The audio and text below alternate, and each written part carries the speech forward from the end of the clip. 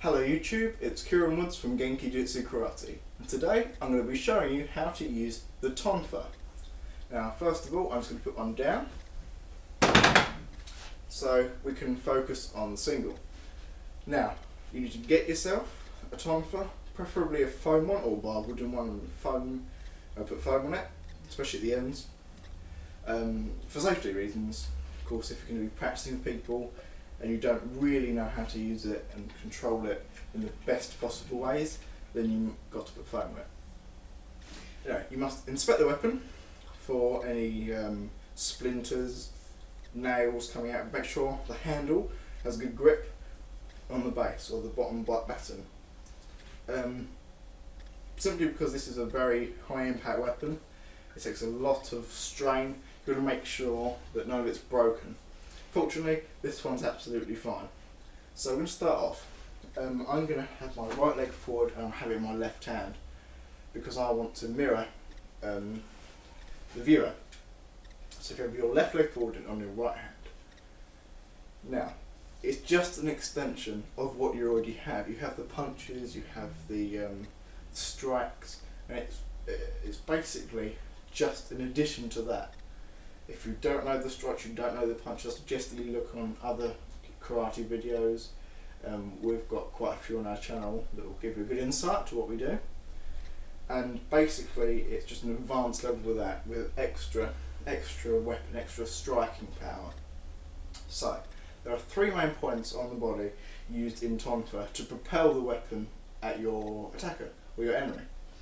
One is the hips. The hips are really important to get the weapon across, and it moves the top half of the body in a motion where it sweeps across the attacker. It's very powerful, the hips. And the next one is the shoulder.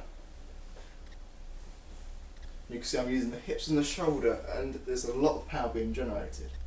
The last one is the wrist, and the wrist is the little flick, like the ball and chain, and it flicks the Tonfa around to attack. So you can flick the Tonfa, okay? So that's basically the 3 points of what you use. It's the hips, the shoulder, and the wrist. And first of all, I would keep the Tonfa like this on your arm. I wouldn't have it the other way around, not just yet. I would have it this way around to start off with. And I'd get used to spinning the Tonfa just on the pivot on the hand, and just get used to what it can do. Okay? And when you have that and you're relatively familiar with it, because sometimes it bounces off your elbow and you catch it, once you've gone past the teething problems, then you can start to look at striking and blocking and deflecting.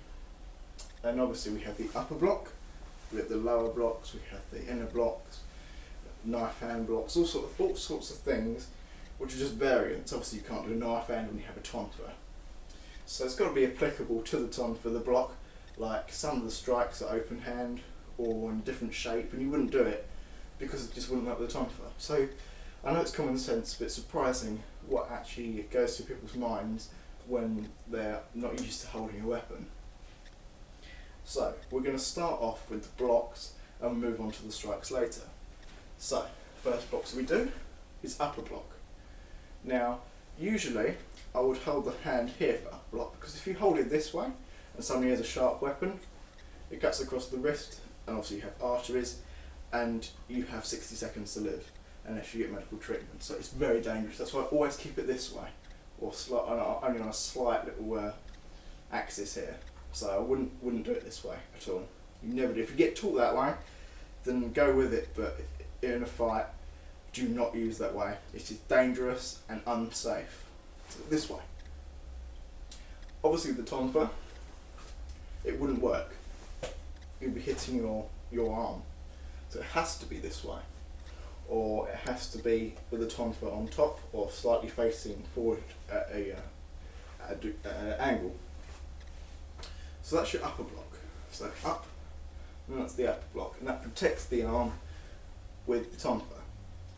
And the next one is the lower block. So we can stay in upper block and we just come into lower block.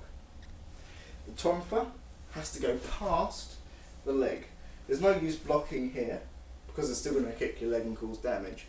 It has to go past the leg, only by a little bit. We don't want to waste energy. just by a little bit, ready to come up and do something else. Now middle inner block wouldn't work with this because you're blocking with your arm. So in that case, it would be a variant of knife hand block, just with the tonfa. Okay, and obviously middle outer block would work. So there are your blocks. Okay, you just practice them. Make sure you've got them to the upper, lower, middle outer, knife hand block. They're the main blocks that I'll be showing you. And now we can look at striking.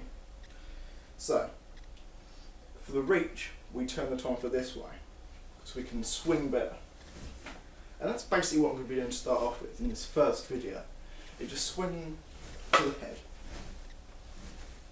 Okay? Swing to the head. Swing to the head. So you can do it vertically as well. Really put some power behind that. And when it comes to further blocking, I'll be showing you how to use this extension when blocking. But for now, that will be it with the Tonfa video. Stay tuned, like, subscribe, watch our other videos, and of course comment on what you would like to see, because I'm all about what the viewer wants to see. Okay, so thank you very much. Kieran Woods, Genki-Jutsu Karate.